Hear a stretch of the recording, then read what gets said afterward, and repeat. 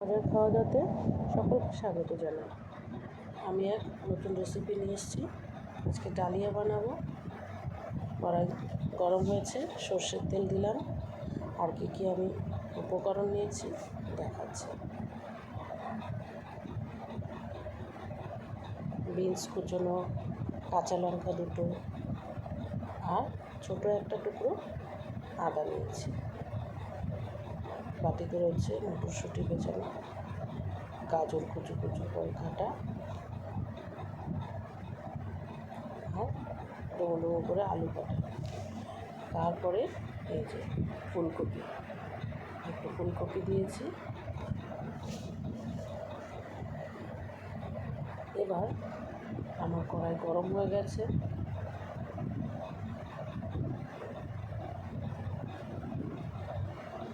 এবার ফুলকপিটা ভেজে নেব।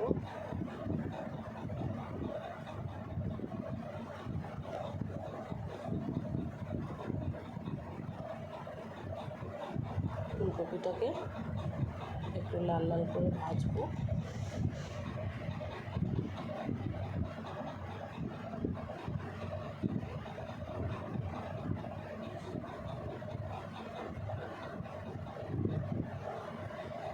সুন্দর ভাজা হচ্ছে, একটু নেড়ে দেবো।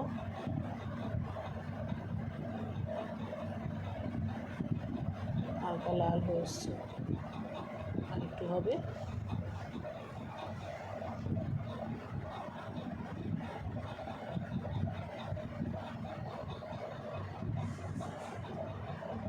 এভাবে আমি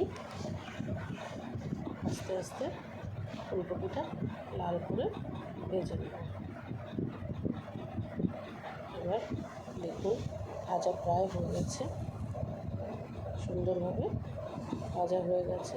এবার আমি তেল আস্তে করে তেল ছেঁকে একটা পাত্রে তুলে নেব। তেলটা যাতে ছেঁকে ওঠানো যায়, এভাবে আমি একটা পাত্রে তুলে নেব।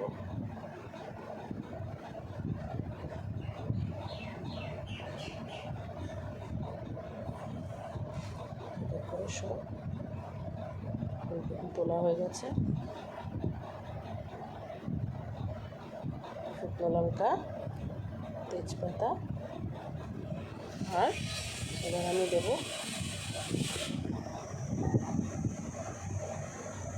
পাঁচফোড়ন দেবো, দিয়ে এবার আমি একটু নেড়ে দেবো।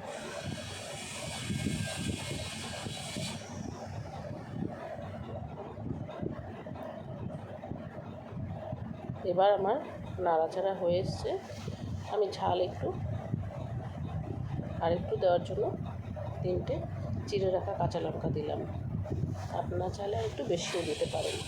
এবার কেটে রাখা আলুগুলো এই তেলে ছেড়ে দিলাম।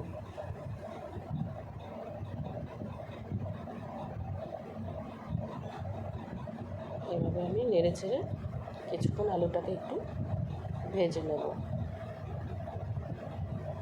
প্রয়োজন অনুযায়ী লবণ দিলাম,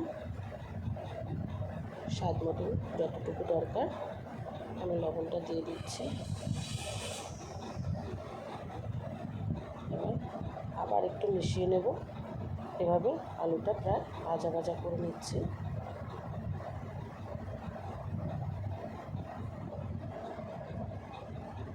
এবার হলুদ দিলাম,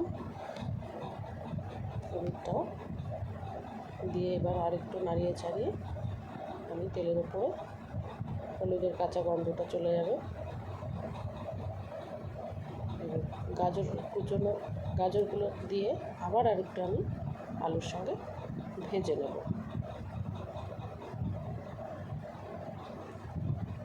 এভাবে দিলে ভালো হয় খেতে। বিনস কুচনোগুলো দিচ্ছি, দিয়ে আবার আমি মিশিয়ে এইভাবে সুন্দর করে যতক্ষণ বেশ নরম হয়ে ভাজা হচ্ছে। এই ক্ষেত্রে আমি স্টিমটা লো করে দিয়ে অল্প আছে আমি ভাজবো, কারণ বেশি জোরে দিলে পুড়ে যাবে আর সুন্দরভাবে সেদ্ধ হয়ে ভাজা হবে না। তো এইভাবে আমি নাড়িয়ে চাড়িয়ে ভাজছি। এবার আমি সেই টুকরো আদাটা গ্রেট করে মধ্যে দিয়ে দিচ্ছি।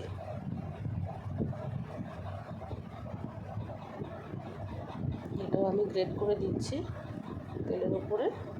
নাড়াচাড়া করতে করতে আদার কাঁচা গন্ধটাও চলে যাবে, সুন্দরভাবে ভাজা হয়ে যাবে। এবার এর মধ্যে আমি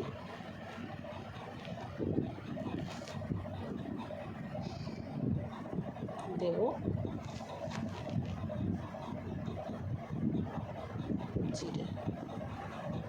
জিরের গুঁড়ো দিলাম, হাফ চামচ মতো দিয়ে দিলাম। দিয়ে এবার আমি আবার সুন্দর করে নাড়িয়ে চাড়িয়ে মিশিয়ে নেব। আর একটু আমি আবার মশলা সমেত এগুলো কষবো। এবার মটরশুঁটির দানাগুলো ভেজানো ছিল, সেগুলোকে দিয়ে আবার এর সঙ্গে মিশিয়ে সব শুটে একসঙ্গে হালকা হালকাভাবে কষবো আর অল্প আছে একটু ঢেকে দেবো। এভাবে ঢেকে দিয়ে ভেজে নিলে দেখুন খুব সুন্দরভাবে সেদ্ধও হয়ে যাবে, ভাজাও হবে। এবার আমি ডাল ধুয়ে রেখেছিলাম, মুগ ডাল, সেই ধুয়ে রাখা মুগ ডালটা আমি এভাবে এই তেলের মধ্যে দিয়ে দেবো। তেলের মধ্যে দিয়ে পুরো মশলার সঙ্গে একবারে সুন্দর করে ভাজবো, তাতে করে কাঁচা গন্ধটা থাকবে না, একটা সুন্দর ফ্লেভার আসবে, খুব সুন্দর একটা গন্ধ যাচ্ছে।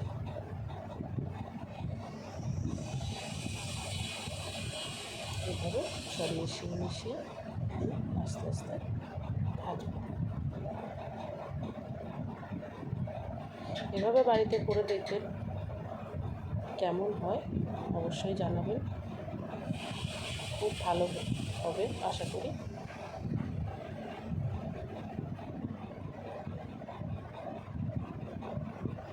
এভাবে আমি নেড়ে ছেড়ে সুন্দর করে ভাজা করে নিচ্ছি।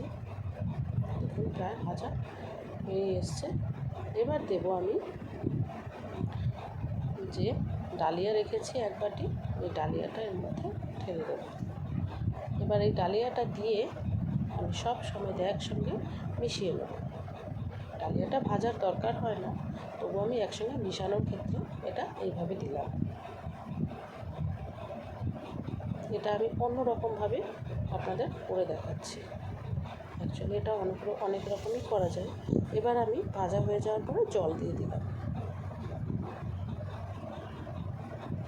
এভাবে বেশি টেস্ট লাগবে। তো এটা ডালিয়াটা শুকনো দানা জাতীয়, এবার এটা ফুলবে, তাই পরিমাণ মতন জল আমাকে দিতে হবে। আর একটু জল লাগবে, আমি এবার আর একটু জল এর মধ্যে অ্যাড করব।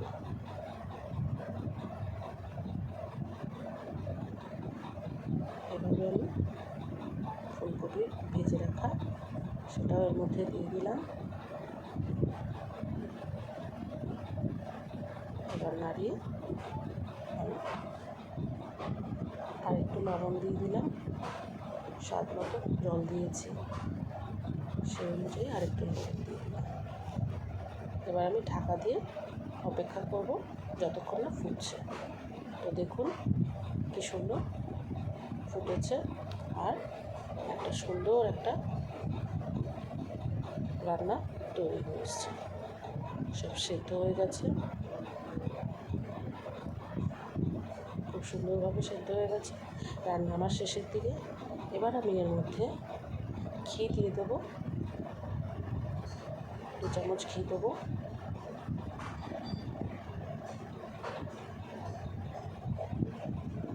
আর দেবো গরম মশলা দেবো। এবার